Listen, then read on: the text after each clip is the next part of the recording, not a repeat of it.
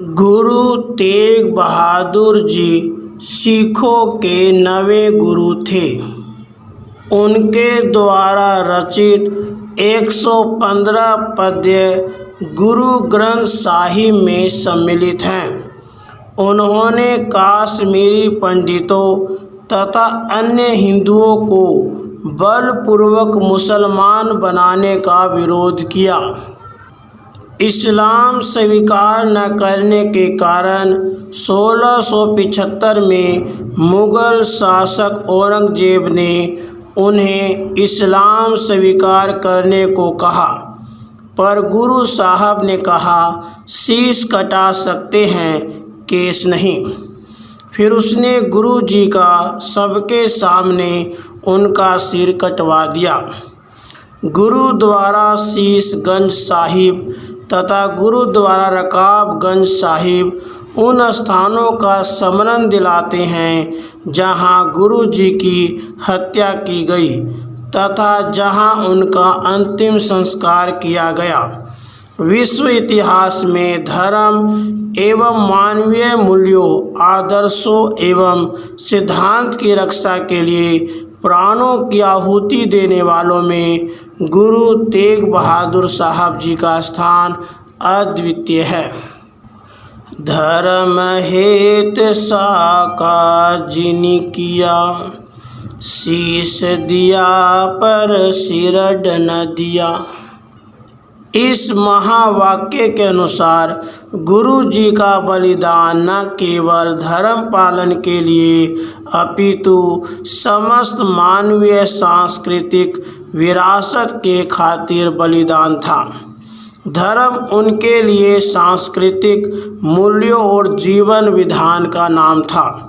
इसलिए धर्म के सत्य शाश्वत मूल्यों के लिए उनका बलि चढ़ जाना वस्तुतः सांस्कृतिक विरासत और इच्छित जीवन विधान के पक्ष में एक परम साहसिक अभियान था।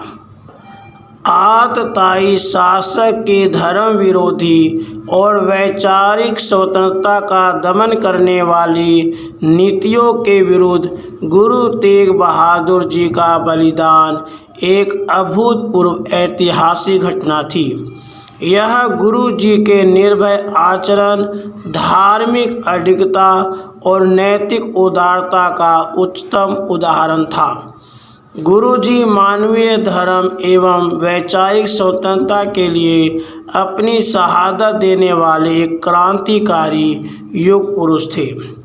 11 नवंबर 1675 ईस्वी को दिल्ली के चांदनी चौक में काजी ने फतवा पढ़ा और जल्लाद जलालुद्दीन ने तलवार करके गुरु साहिब जी का शीश धड़ से अलग कर दिया। किंतु गुरु तेग बहादुर जी ने अपने मुंह से सी तक नहीं कहा। आपके अद्वितीय बलिदान के बारे में गुरु गोविंद सिंह जी ने विचित्र नाटक में लिखा है, तिलक जऊँ राखा प्रभता का, किनो बड़ो कलु महिषा का, साधन हेति इति जिनि करी, शीशु दिया परोसी न उचरी। धर्म हेत साका जिनि किया, शीशु दिया परोसी न दिया। धर्म प्रचार। गुरु जी ने धर्म के सत्य ज्ञान के प्रचार प्रसार एवं लोक कल्याणकारी कार्य के लिए कई स्थानों का भ्रमण किया। आनंदपुर से किरतपुर, रोपड़, सैफाबाद के लोगों को संयम तथा सहज मार्ग का पाठ पढ़ाते हुए वे खदल पहुँचे।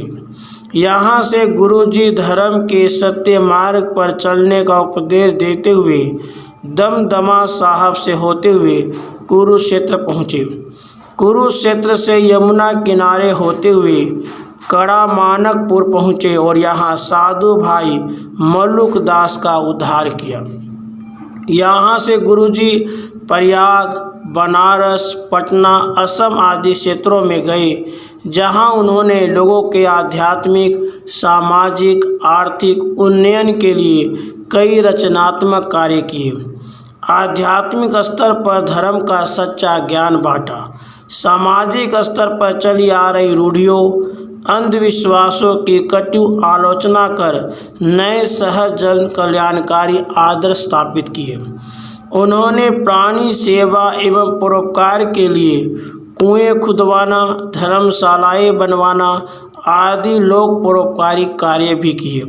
इन्हीं यात्राओं के बीच 1666 में गुरु जी के यहाँ पटना साहब में पुत्र का जन्म हुआ, जो 10वें गुरु गोविंद सिंह जी बने। गुरु जी के बलिदान का प्रभाव। गुरु तेग बहादुर जी को फांसी दिए जाने के कारण मुस्लिम शासन और उत्पीड़न के खिलाफ हिंदुओं और सिखों का संकल्प और भी दृढ़ हो गया।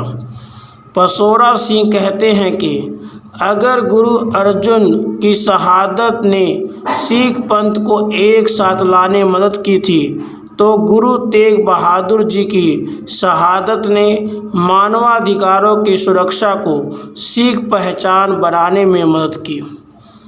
विल्फ्रेड स्मिथ ने कहा है, 9वें गुरु को बलपूर्वक धर्मांतरित करने के प्रयास ने स्पष्ट रूप से शहीद के 9 वर्षीय बेटे गोविंद पर एक अमिट छाप डाला, जिन्होंने धीरे धीरे उसके विरुद्ध सिख समूहों को इकट्ठा करके इसका प्रतिकार किया।